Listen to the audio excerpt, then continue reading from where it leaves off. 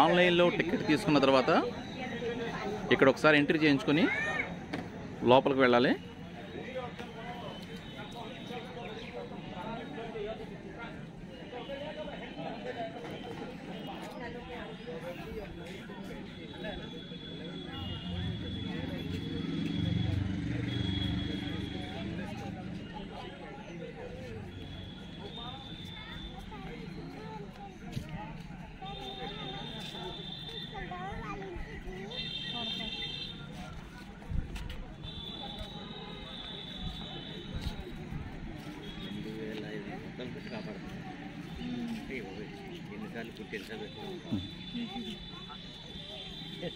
అవునండి, ఇదే సారనాథ్లో స్తూప సముదాయం. వీటన్నిటికంటే పెద్దది ధమేక్ స్తూప్ అని మనకు దూరంగా కనిపిస్తుంది కదా, అదే.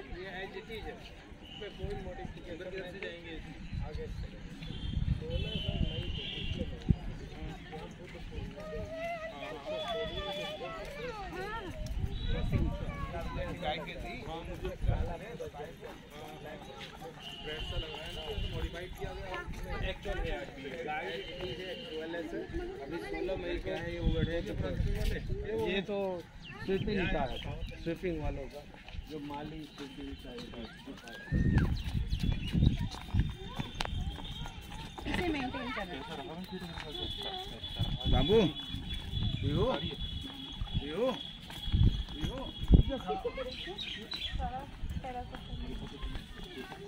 लल्ला ये तो तुम्हारी मसला का है। बिल्कुल मैं टीचर ही था पहले, मैं पॉलिटेक्निक और बीटेक के लिए आज से 12 साल लल्ला रुको यार, धीरे धीरे करो।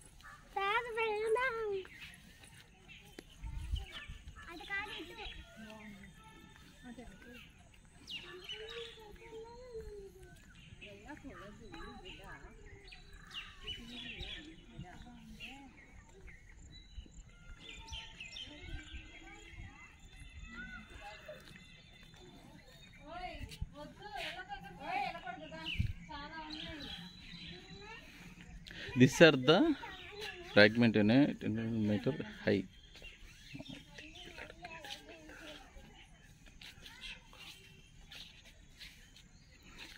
ఇదండి 15.25 మీటర్ల ఎత్తున్న మన అశోక చక్రం అన్నమాట, అశోక స్తంభం ఇది. ఈ స్తంభం మీద శాసనాలు వేసుంటాయి. ఈ ముక్కల్ని భద్రపరిచారు. ఈ ముక్కలపైనే 4 సింహాలు ఇందాక మనం మ్యూజియంలో చూసాం కదండి, అది 4 సింహాలది ఈ దీనిపైన ఉండేదన్నమాట. దీని పూర్తి ఎత్తు వచ్చి 15.25 మీటర్లు.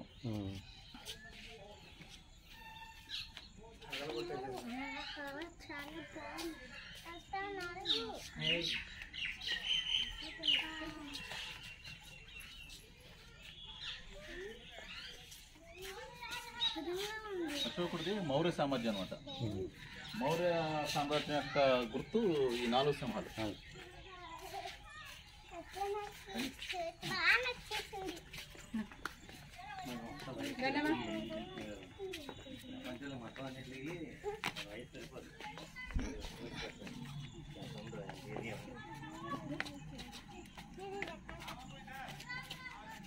అత్యంత ముఖ్యమైనవన్నీ కూడా మన మ్యూజియంలో పెట్టారు.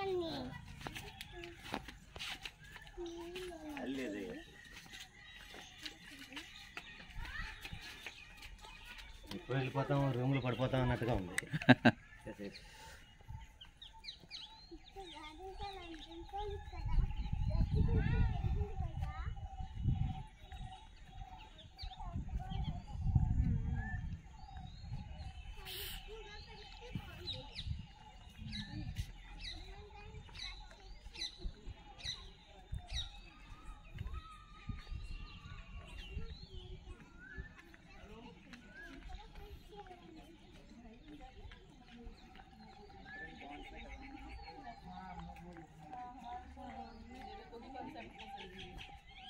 मैं तो सोचती अपने अपने ही नहीं रहते हैं। कोई नहीं है तो वो आप कहाँ किसको बनाओ? अपने ही नहीं रहते हैं, अपनों में ही दूरियां आ जाती है।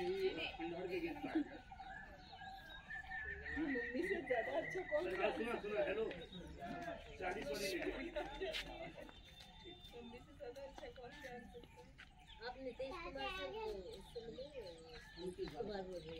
मैं कई लोगों से मिला, राजेश खन्ना को मैंने मिला। राजेश खन्ना नहीं, विनोद खन्ना। आलिया रणवीर आए थे। आलिया भट्ट बच्ची थी और उनके पिताजी जो थे महेश भट्ट, उनको मैंने घुमाया। ఇదండి ఇది ఒకప్పుడు బుద్ధుడి గుడి ఇక్కడ ఉండేది. ఈ గుడి యొక్క గోడలు అన్నమాట ఇవన్నీ. మెయిన్ ఇక్కడ ఉండేది అనమాట బుద్ధ భగవానుడి గుడి. ఇవన్నీ కూడా చాలా మందపంటి గోడలతో నిర్మించింది.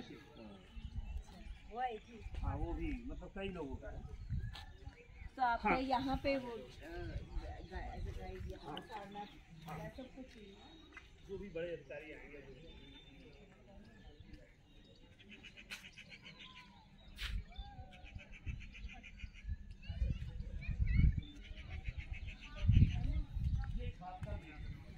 और इसकी हाइट इतनी थी कि विश्वनाथ मंदिर से उठता था। इसकी हाइट है 33 मीटर और इसकी हाइट 61 मीटर। जी जी जी लगभग स्तूप का डबल, लगभग स्तूप का डबल। ఆ స్తూపం ఉంది కదండి, ఆ స్తూపానికి రెట్టింపు ఎత్తులో ఇది ఉంది. ఇక్కడ గుడి ఉండేది, బుద్ధుని యొక్క గుడి. అదే దమేక్ స్తూపం. దమేక్ స్తూపం అంటే అశోకుడు చేయించినటువంటి ఒక స్తూపం కట్టించాడనమాట. ఇప్పుడు దాని చుట్టూతా శాసనాలు వేసి ఉంటాయి.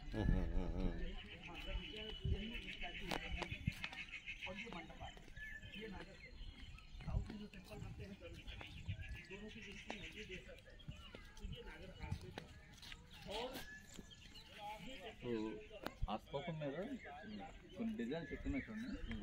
ఆ డిజైన్ని తీసుకుని భారతదేశం స్వతంత్రం వచ్చినట్టు మొట్టమొదటి 100 రూపాయల కాగితం మీద ఉన్న డిజైన్ ఆ డిజైన్ ఉంటుంది.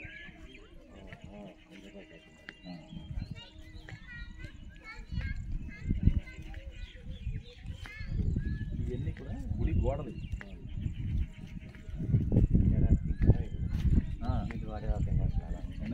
ఇప్పుడు అలా ఉన్నాయండి, ఇప్పుడు అలా ఉన్నాయి. ఇదే చూసాను అందరికీ ఉన్నాయా?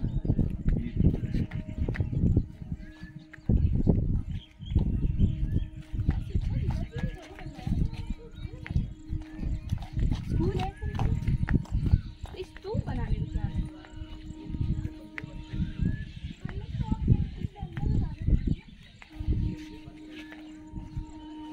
ఏమంటారు ఇది? చూడండి రాయి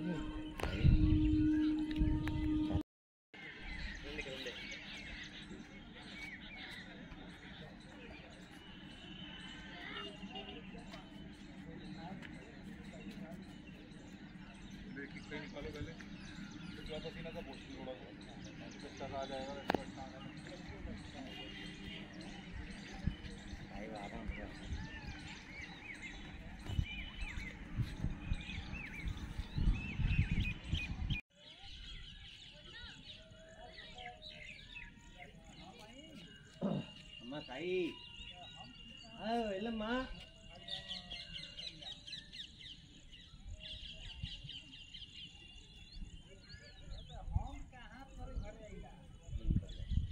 క్రీస్తు పూర్వం సుమారుగా 400 సంవత్సరాల క్రితం మన భారతదేశాన్ని, ఆఫ్ఘనిస్తాన్, పాకిస్తాన్ వీటన్నింటినీ కూడా అశోక్ చక్రవర్తి పరిపాలించారు. అట్లా పరిపాలించిన సమయంలో ఆయన మన చిన్నప్పుడు మన పుస్తకాల్లో చదువుకున్నాం, కళింగ యుద్ధం చేసినప్పుడు ఆ కళింగ యుద్ధంలో 1,00,000 మంది కళింగ సైన్యం, 10,000 మంది అశోక చక్ర సైన్యం మరణించడం జరిగింది. ఆ యుద్ధం తర్వాత సాయంకాలం వెళ్ళి చూస్తే ఆ యుద్ధం ప్రక్కన జరిగిన చోట రక్తం ఏరులా పారింది. అంతేకాకుండా కాళ్ళు తెగిపోయిన వాళ్ళు, చేతులు తెగిపోయిన వాళ్ళు, పేకులు సగం తెగిపోయి కొన ప్రాణాలతో కొట్టుమిట్లాడుతున్న వాళ్ళందరినీ కూడా అశోక చక్రవర్తి చూసి చాలా చలించిపోతాడు. ఆ రోజు నుంచి కూడా యుద్ధం చేయకూడదని నిర్ణయించుకుని అప్పుడు బౌద్ధ మతాన్ని అశోక చక్రవర్తి స్వీకరిస్తాడు. ఆ బౌద్ధ మతాన్ని స్వీకరించి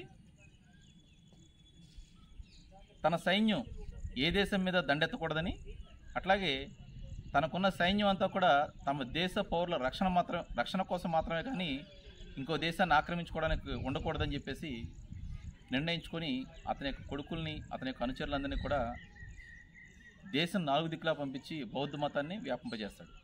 అట్లాగా ఆయన సారనాథ్లోనే ఆయన బౌద్ధ మతం స్వీకరించాడు.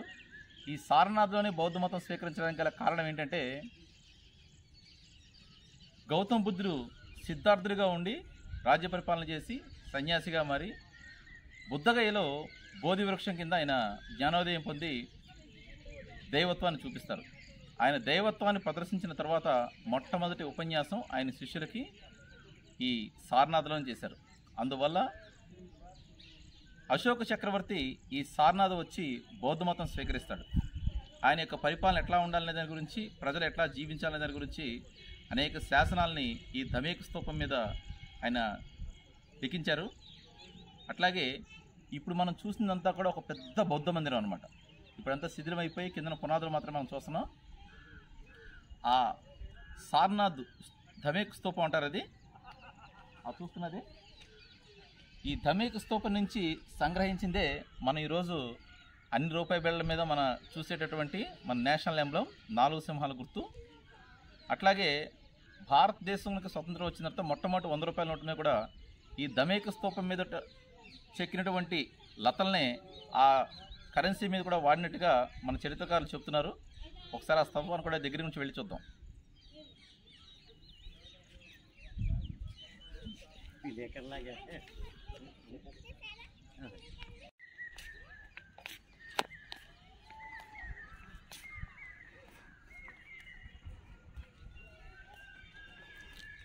మనం చూస్తున్నవన్నీ కూడా ఒకప్పటి బుద్ధుడి మందిరంలోని శిథిలాలు.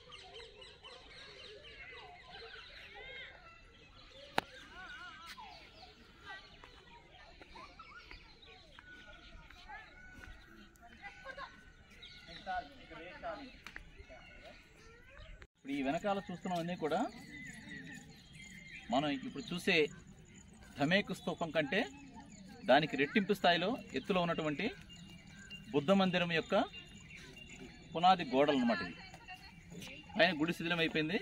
ఈ పునాది గోడల్ని జాగ్రత్తగా భద్రపరిచారు.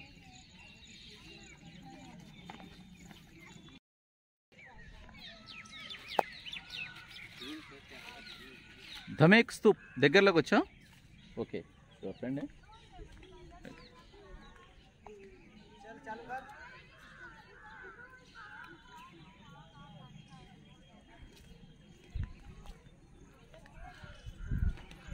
చూసారు కదా, ఆ శిలలపై అనేక డిజైన్లు శిల్పీకరించారు.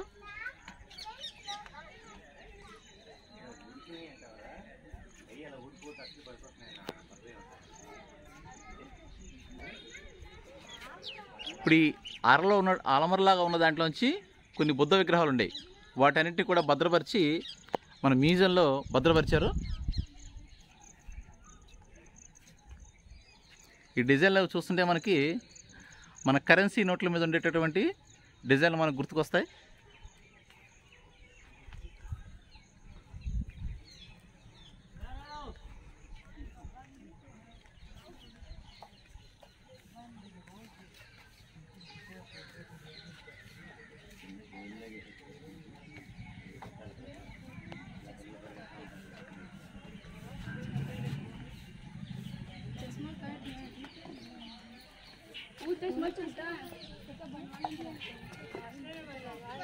నేను అలా వెళ్ళేవరకు తీసేయాలి కొంచెం.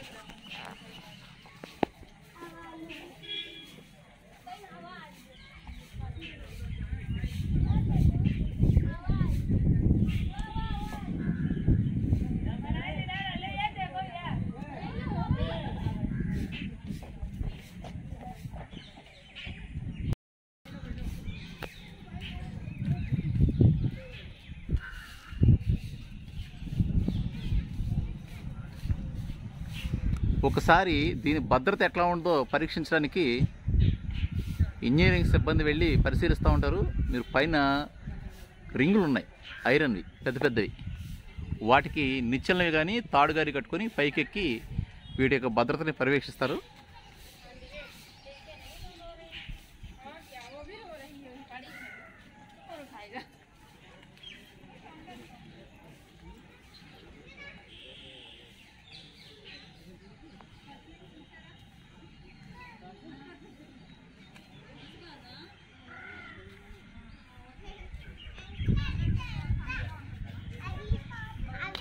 అదిగోండి ఆల్రెడీ ఇక్కడ గొలుసు ఉంది, పైప్స్ ఇవి ఇవి అవి పిచ్చుకలు పక్షులు. తీసుకెళ్దాం ఇంటికి. ఏ